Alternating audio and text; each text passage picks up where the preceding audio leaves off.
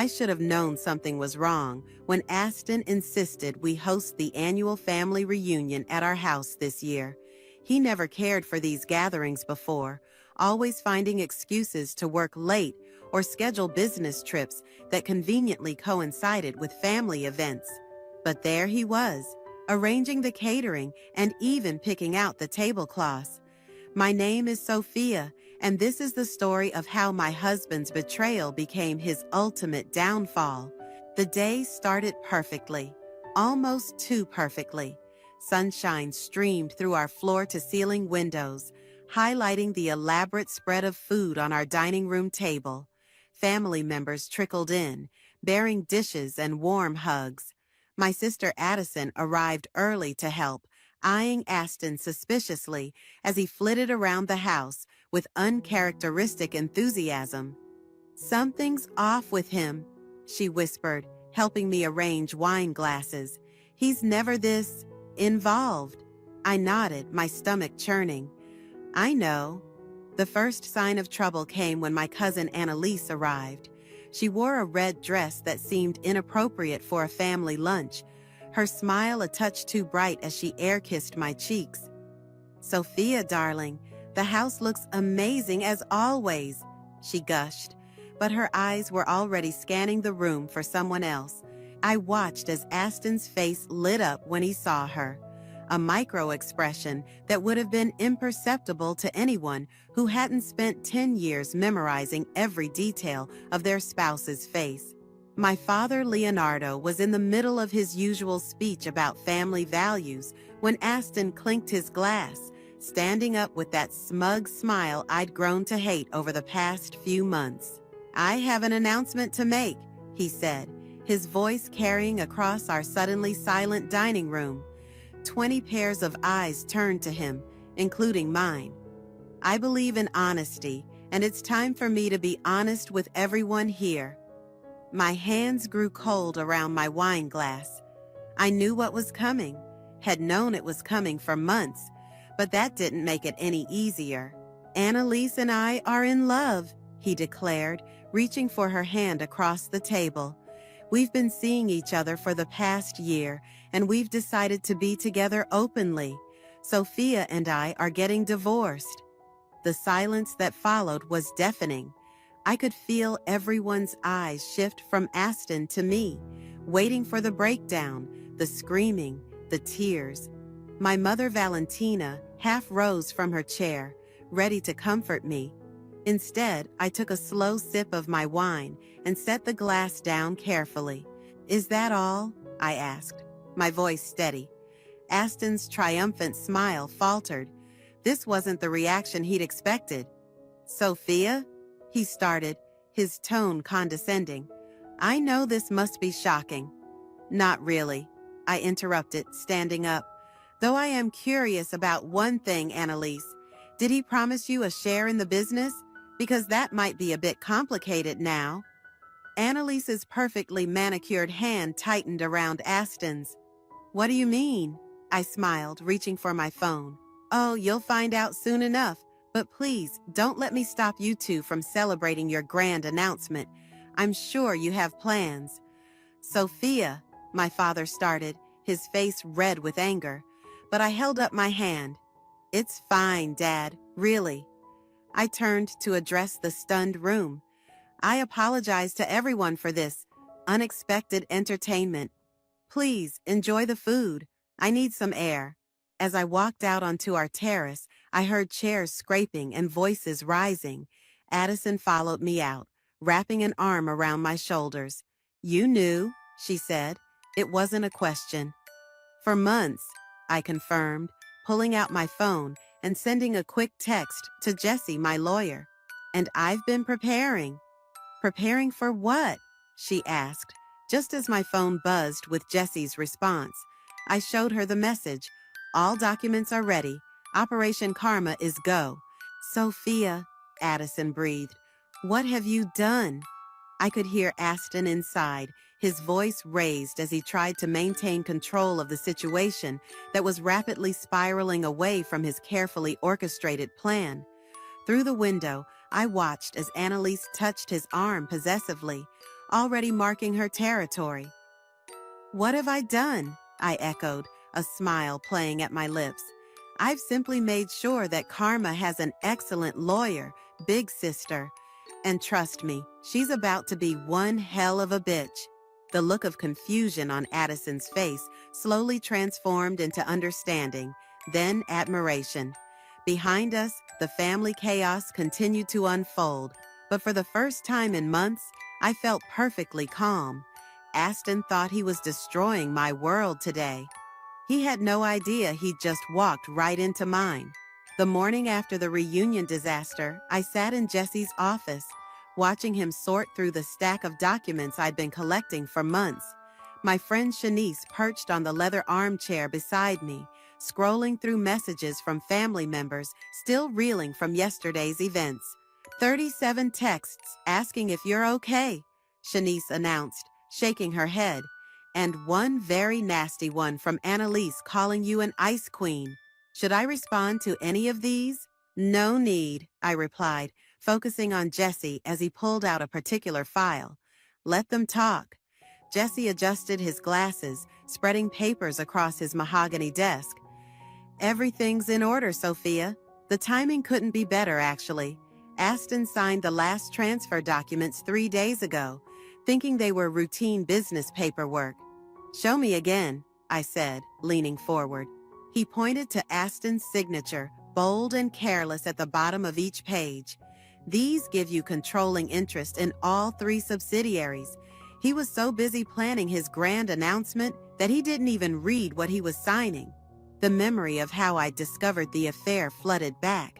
6 months ago, I'd noticed Aston's sudden interest in his phone, the way he'd angle it away from me while texting. One night, he'd left his laptop open and a message from Annalise popped up. Can't wait until she's out of the picture. Everything will be ours. Sophia. Shanice's voice pulled me back to the present. You okay? I'm fine, I said, straightening my spine. Just remembering the day I decided enough was enough. Jesse gathered the papers into a neat pile. Well, your preparation paid off. The business is essentially yours now. Aston's shares in the main company are worth practically nothing without controlling interest in the subsidiaries. My phone buzzed. Addison calling. I put her on speaker. Sis, you need to hear this, she said, her voice urgent. Aston just tried to access the corporate accounts. He's at the bank right now, throwing a fit because his codes don't work anymore. I checked my watch, right on schedule. Did he try calling the IT department? Oh, yes, Addison laughed. They told him they could only take instructions from the majority shareholder, you. Shanice clapped her hands in delight. Oh, this is better than those revenge movies I love. It gets better, Addison continued. Annalise is with him, and apparently she's not taking the news well. Something about promises he made about their future? Jesse held up another document. Speaking of futures, we should discuss the prenup he insisted on. The irony is beautiful. His own prenup protects your personal assets completely. He can't touch anything you've acquired independently during the marriage, including the businesses I've quietly taken control of. I finished, allowing myself a small smile. The office door opened, and Jesse's assistant poked her head in. Mr. Aston is on line 1. He sounds upset. Jesse looked at me questioningly. I nodded. He pressed the speaker button. Aston's voice filled the room, tight with barely controlled rage. Jesse, what the hell is going on? I need access to the accounts restored immediately. I'm afraid I can't help you with that, Aston, Jesse replied calmly. I represent the majority shareholders' interests now. What are you talking about?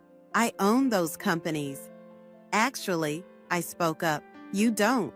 Not anymore. There was a moment of stunned silence. Sophia, you're there? What have you done? Nothing you wouldn't have done, I said, keeping my voice level. Just protecting my interests. You taught me that, remember? Always be one step ahead in business. This is ridiculous, he sputtered. I'll fight this. With what money? I interrupted. The personal accounts are frozen pending our divorce settlement, and the business accounts, well, you know how that's going. Annalise's voice came through in the background, shrill with panic. You said everything was taken care of. You promised me. I'll call you back, Aston snapped, and the line went dead. Shanice slow clapped. That was magnificent. It's not over, Jesse warned. He'll try to fight this. Let him, I said, standing up. Everything was done legally. He signed every document voluntarily. His ego made him careless. He never thought I'd be capable of outmaneuvering him. My phone buzzed again, a text from my mother. Your father's furious about the scandal, but I'm proud of you. Come to dinner tonight? Going to face the family? Addison asked, still on speaker. I gathered my purse, feeling lighter than I had in months. Yes, it's time they understood that the quiet, agreeable Sophia they knew is gone. Sometimes karma needs a little help, and I'm more than happy to be her assistant. As I left Jesse's office, I could almost hear the sound of Aston's carefully constructed world crumbling around him. It was music to my ears. My mother's house smelled like garlic and childhood memories as I walked through the front door. She was stress cooking again, a trait I'd inherited from her. The kitchen counter was already crowded with 3 different pasta dishes. Mama, I called out, are you feeding an army? She turned, wooden spoon in hand, marinara sauce dotting her apron. Sophia, come taste this sauce. Does it need more basil? Before I could answer, my father's voice boomed from his study. Is that her? Sophia, in here, now. Here we go, I muttered, squeezing my mother's hand as I passed. Dad sat behind his massive desk, looking every bit the traditional patriarch he'd always been. Close the door, he commanded. I did, then took a seat across from him, smoothing my skirt with steady hands. What you're doing, he began. It's not right, taking a man's business from him. Taking what's rightfully mine, I corrected. There's a difference. He slammed his hand on the desk. It's vindictive. This isn't how we handle family matters. Family matters? I laughed, the sound sharp and bitter. Like how Aston and Annalise handled things, by humiliating me in front of everyone? That's different. Why? Because he's a man? Because he's supposed to be allowed to do whatever he wants while I just smile and take it? My father's face reddened. You're acting out of anger. No, I cut in, leaning forward. I'm acting out of self-respect. Something you taught me, remember? Never let anyone make you feel small. That's what you used to say. The study door opened, and my mother walked in, wiping her hands on her apron. Leonardo, enough. Our daughter is right. Valentina, no, you listen to me, she interrupted, moving to stand behind my chair. For 10 years, we watched Aston treat our daughter like a trophy, making her doubt herself, diminishing her achievements. And now you're angry because she finally showed him who she really is? My phone buzzed, an email from Aston. I opened it, reading aloud. Sophia, we need to talk. What happened between us doesn't have to affect business. We can work something out. Please be reasonable. Ha. See? My father gestured at the phone. He's trying to be reasonable. No, I replied, typing a quick, no thank you response. He's panicking because Annalise is probably realizing he's not the wealthy catch she thought he was. My mother squeezed my shoulder. How are you really doing, sweetheart? I'm okay, I said, surprised to find I meant it. Actually, I'm meeting Jesse and his wife for dinner to go over next steps. Jesse? My father frowned. Your lawyer? More schemes? Strategy, I corrected, standing up. And protection. Aston's not gonna take this lying down. As if on cue, my phone rang. Addison. Sis, she said when I answered. Heads up, Aston just left my office. He tried to convince me to talk you into being reasonable. When I refused, he implied he might have some dirt on Dad's old business dealings. My father's face went pale as he overheard. I put the phone on speaker. What exactly did he say, Addison? Something about irregular payments from the 90s. He's bluffing, right? My father stood up so quickly his chair rolled back. That bastard, he promised those records were destroyed. Dad? I turned to him, watching decades of confidence crumble into worry. My mother's hand flew to her mouth. Leonardo, what records? He sank back into his chair, suddenly looking every bit his age. It was a different time. Business was done differently then. I held up my hand, speaking into the phone. Addison, I'll call you back. Ending the call, I faced my father. Tell me everything, now. 20 minutes later, I was back in my car, hands shaking as I dialed Jesse's number. Cancel dinner plans. We need to meet now. Aston's playing dirtier than we expected. What's wrong? Jesse asked. He's going after my father. Old business dealings that could cause problems. Big problems. On my way to the office, bring your father's records, everything you can find. I started the car, my mind racing. Aston wasn't just trying to save himself anymore. He was willing to destroy my entire family to do it. The game had changed, but he'd forgotten one crucial detail. I wasn't the same woman who'd silently endured his betrayals. My phone lit up with a text from my mother. Do what you need to do. Protect our family. I love you. I took a deep breath, shifted into drive, and headed toward Jesse's office. Aston wanted to play hardball? Fine. He was about to learn that karma wasn't his only problem. He had made an enemy of a woman with nothing left to lose. Jesse's office was dark except for his desk lamp when I arrived with my father's old files. Shanice had joined him, laptop open, fingers flying across the keyboard. I've been digging, she announced without looking up. You're not going to believe what I found about Annalise. Later, I said, dropping the files on Jesse's desk. We need to handle this first. Jesse opened the first folder, scanning documents yellowed with age. His expression grew increasingly grave. This is serious, Sophia. These payment records, if they got out, my father would be ruined, I finished. I know. Shanice finally looked up from her screen. But how did Aston even know about these? A memory hit me like a thunderbolt. The fishing trips. Every summer he'd go fishing with my father. They'd drink, talk business. I grabbed my phone, dialing Addison. What's up? She answered immediately. Those fishing trips Aston took with Dad. Were you ever there when they came back? Sometimes. They'd be drunk, laughing about the good old days. Oh God. Dad talked, didn't he? Bingo, I said, hanging up.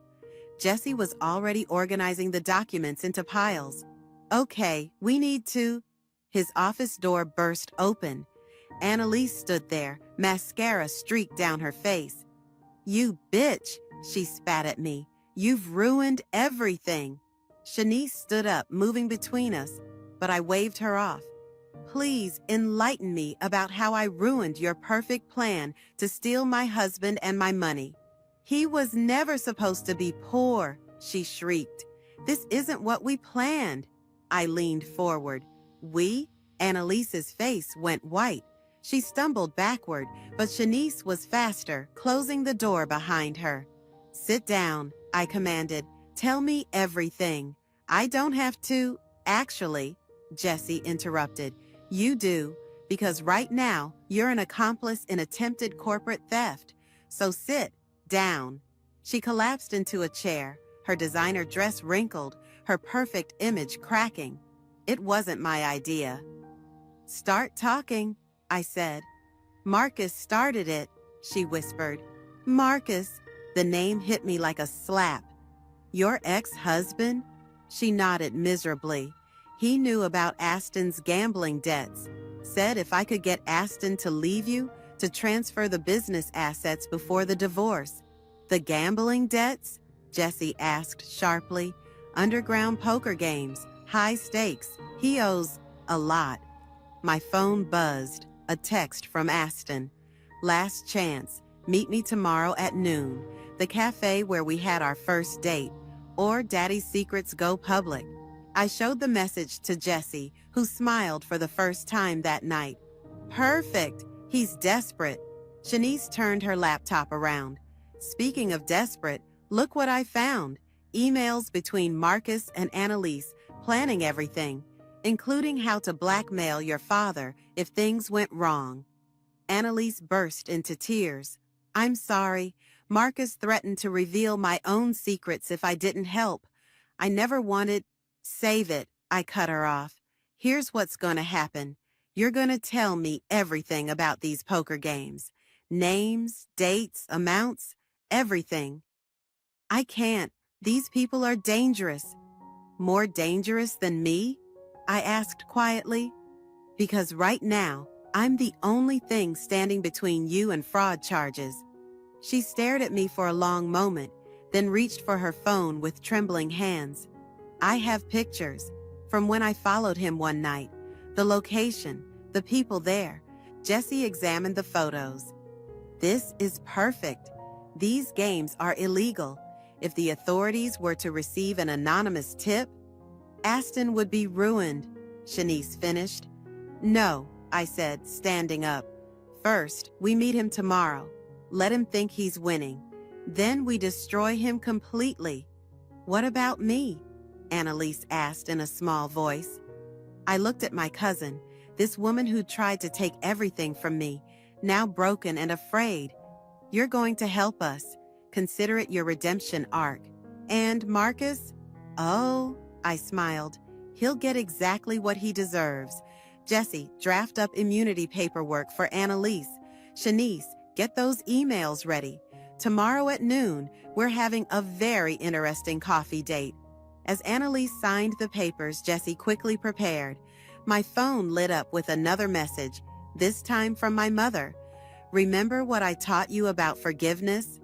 I typed back, yes, but first, justice. Looking at the tear-stained face of my cousin, the determined expressions of my friends, and the damning evidence spread across Jesse's desk, I felt a calm certainty settle over me. Tomorrow, Aston would learn that karma wasn't just a bitch. She was a carefully orchestrated symphony of consequences, and I was conducting every note. The cafe looked exactly the same as it had 12 years ago when Aston first asked me out. The same vintage posters on exposed brick walls, the same mismatched chairs, the same rich coffee aroma. But I was different. I chose a corner table with a clear view of both exits. Shanice sat at the counter, pretending to work on her laptop. Jesse and Addison waited in a car across the street. Everything was in place. Aston walked in at exactly noon, wearing his favorite power suit, the one he wore when he wanted to intimidate people. He slid into the chair across from me, that familiar smug smile playing on his lips. You're looking well, he said, as if we were meeting for a casual catch-up. Cut the small talk, I replied. You threatened my father. He leaned back, adjusting his gold cufflinks, a gift from my father last Christmas. Business is business, darling. You forced my hand.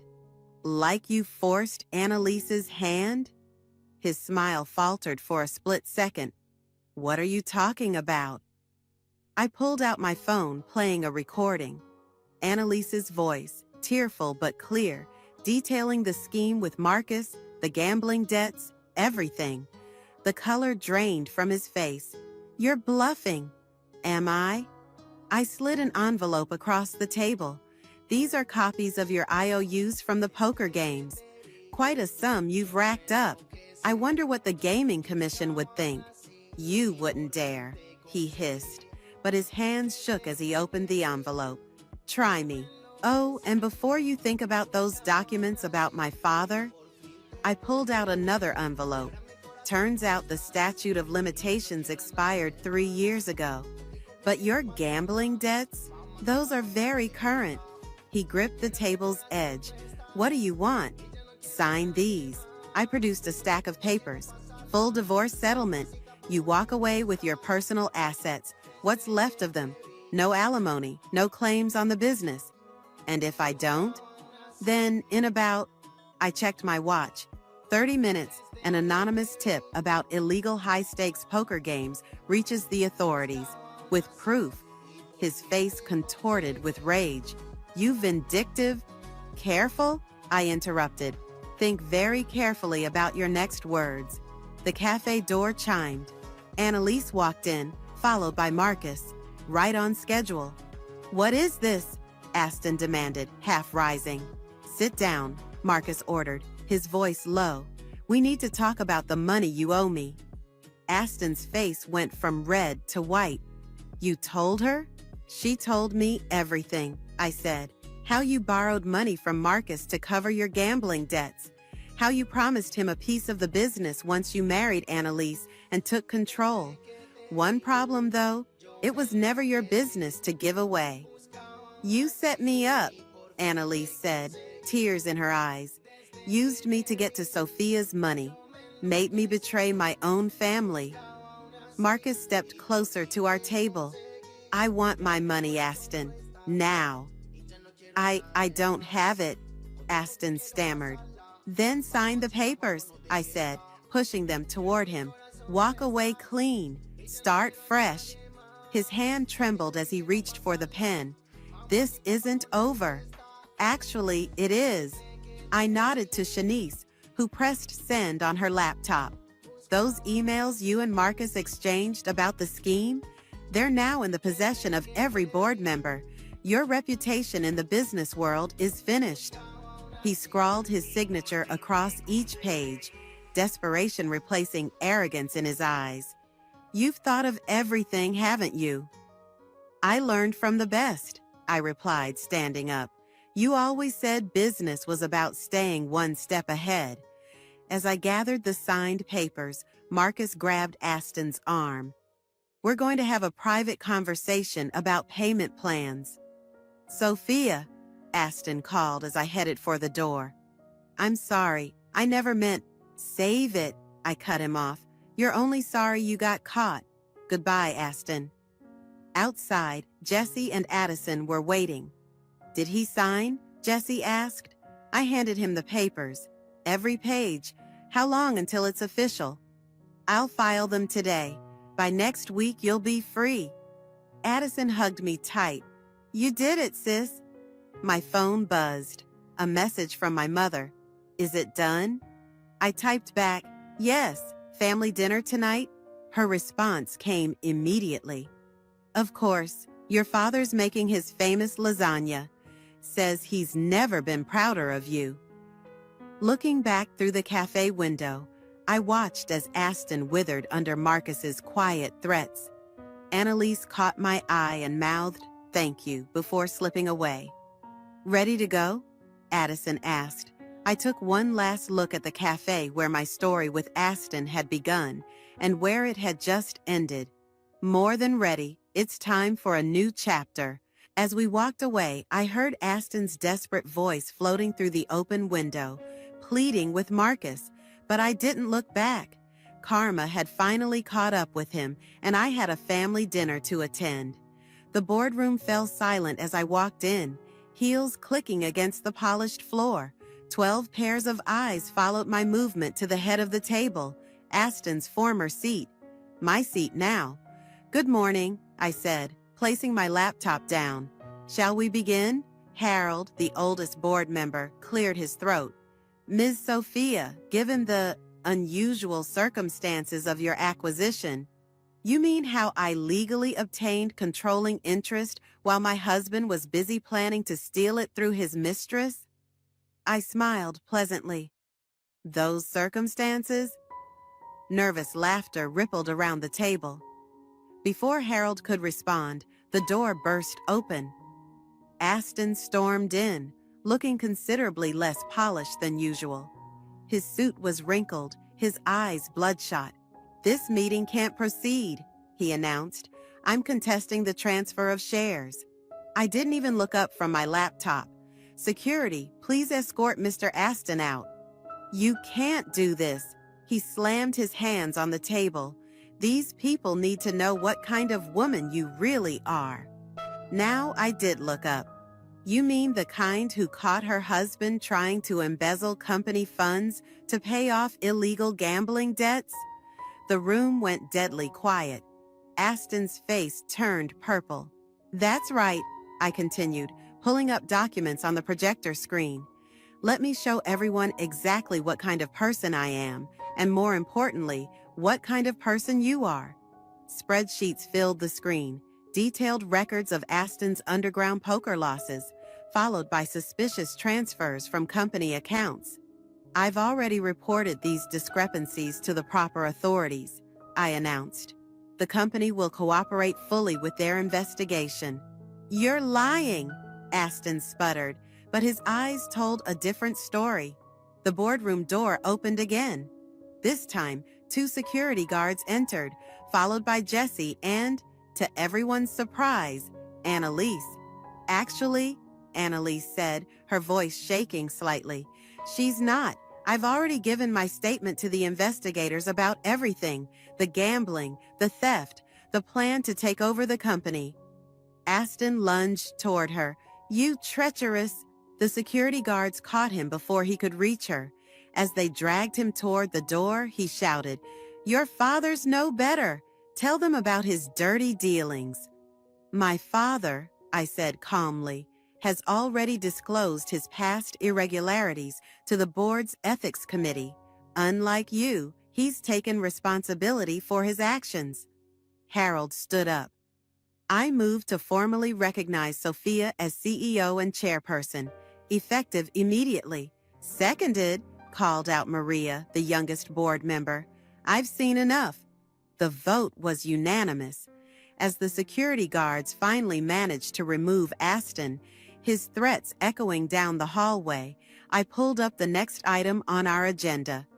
Now, I said, let's discuss the company's future.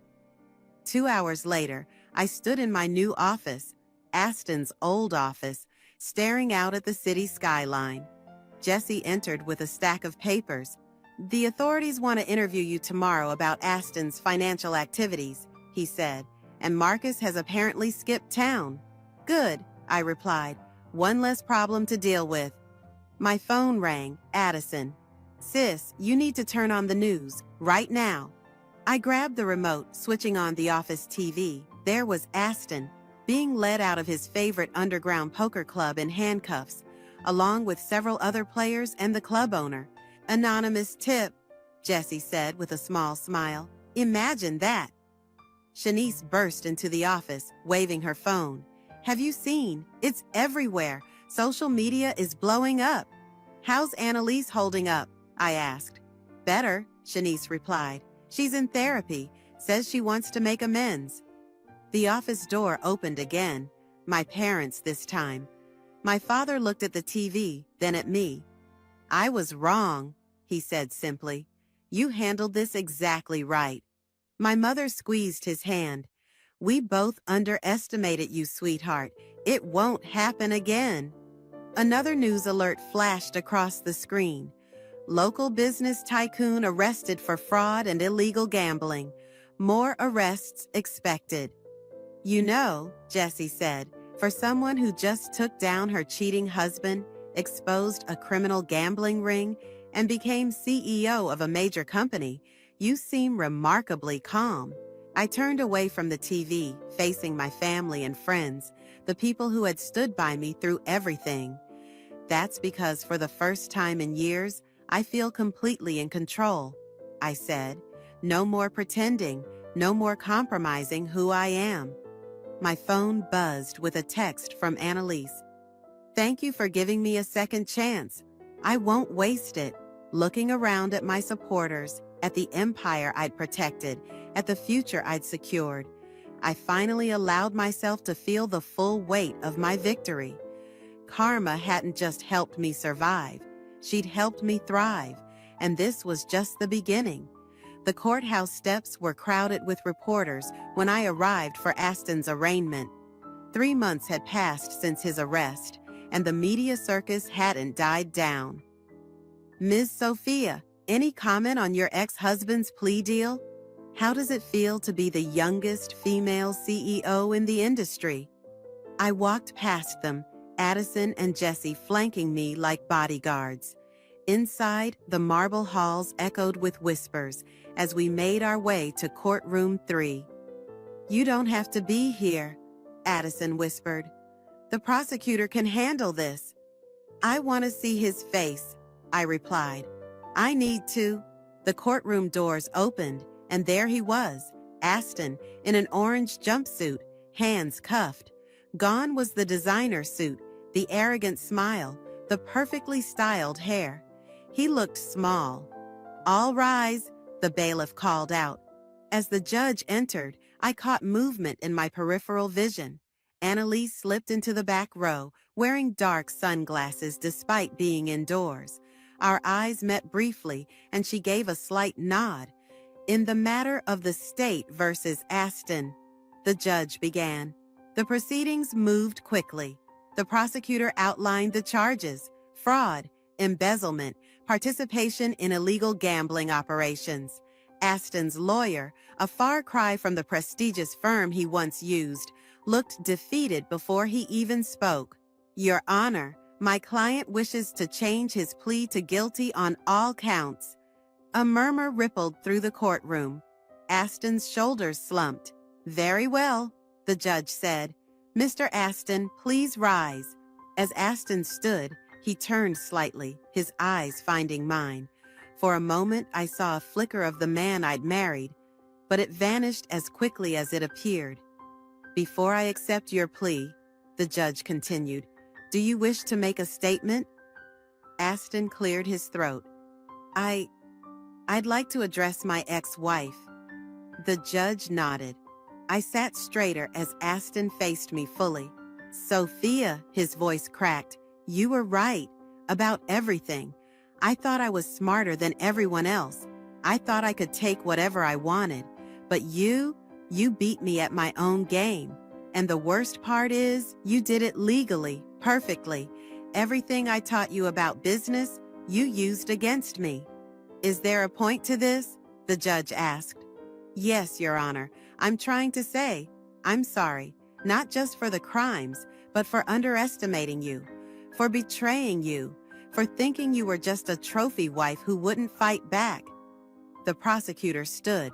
Your Honor, while this is touching, we have a plea agreement to discuss. Indeed, the judge said. Mr. Aston, this court accepts your guilty plea.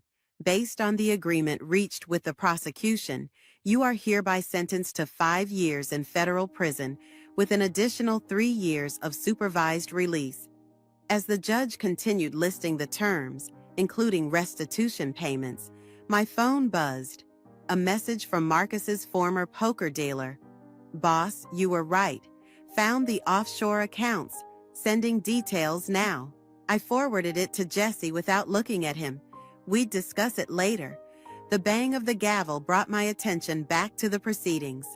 As the bailiff led Aston away, he tried one last time to catch my eye. I stared straight ahead. Outside, the reporters were waiting. This time, I stopped. Ms. Sophia, your response to your ex-husband's courtroom apology? I adjusted my blazer. Actions have consequences. Mr. Aston's actions destroyed our marriage, nearly destroyed our company, and ultimately destroyed his life. Let that be a lesson to anyone who thinks they can take advantage of others without repercussions. Back at the office, I found my parents waiting in my executive suite. My father held up a bottle of champagne. The board meeting went well? I asked, though I already knew the answer. Unanimous approval of your 5-year plan. He beamed. And the stock price is up 12% since the announcement of Aston's plea deal. My mother poured the champagne. To karma, she said, raising her glass. To justice, my father added. To both, I said, clinking glasses with them. My phone buzzed again. Annalise, thank you for not mentioning my involvement in court. I start my new job next week. Clean slate. I typed back. Make it count. Looking out my office window at the city skyline, I watched the sun setting on one chapter of my life and rising on another.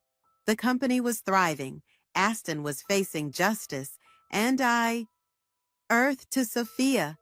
Addison waved her hand in front of my face. Where'd you go just now? I smiled, turning back to my family. Just thinking about tomorrow. We have work to do. Because that's the thing about karma. She doesn't just deliver justice. Sometimes she delivers opportunities, and I was ready to seize every single one.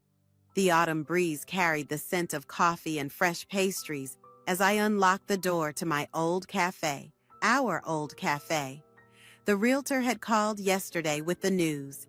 The owners were selling, and I'd made the highest bid. It's perfect, Shanice said, running her hand along the exposed brick wall. But why this place? Because, I smiled, sometimes the best revenge is living well. The vintage posters were faded. The mismatched chairs needed reupholstering, but the bones were good, just like mine had been. After Aston's betrayal, my phone buzzed, a text from Jesse. Marcus found in Bali, local authorities picking him up now. Good news? Shanice asked, noting my expression. The best kind. Justice keeps rolling in. The bell above the door chimed. Annalise walked in, looking different in jeans and a simple sweater, more like the cousin I remembered from childhood. When you asked me to meet you here, she said, glancing around, I almost didn't come.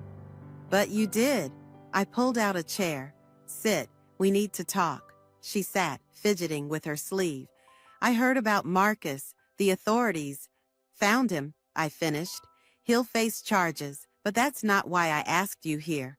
I slid a folder across the table. She opened it, her eyes widening. This is a business proposal? The cafe needs a manager, I said. Someone who understands both business and redemption. Someone who needs a real fresh start. Tears welled in her eyes. After everything I did. The past is past, I interrupted. What matters is what we do now.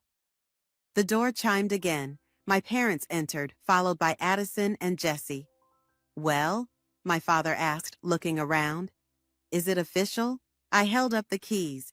Just signed the papers this morning. My mother pulled out a small wrapped package. Then you'll need this. Inside was a framed photo. Me at 16, working my first job as a barista, learning the value of hard work and independence. Remember what you told me that summer? My mother asked. That someday you'd own your own cafe? And now she owns an empire and a cafe. Addison grinned. Jesse cleared his throat. Speaking of empire, the board approved your proposal to start a foundation helping women in business. They were particularly impressed with the mentorship program. A program I hope you'll help with, I said to Annalise. Your experience could help others avoid similar mistakes. She wiped her eyes, nodding. I'd like that. My phone buzzed again. A news alert. Former business tycoon begins prison sentence. Ex-wife's company reports record profits. You know, Shanice said, reading over my shoulder, for someone who lost everything, Aston sure helped you find yourself. No, I corrected her. I found myself. He just made the mistake of getting in my way. The afternoon light streamed through the windows, casting warm patterns on the floor. Outside, life moved at its usual hectic pace, but in here, time seemed to slow down.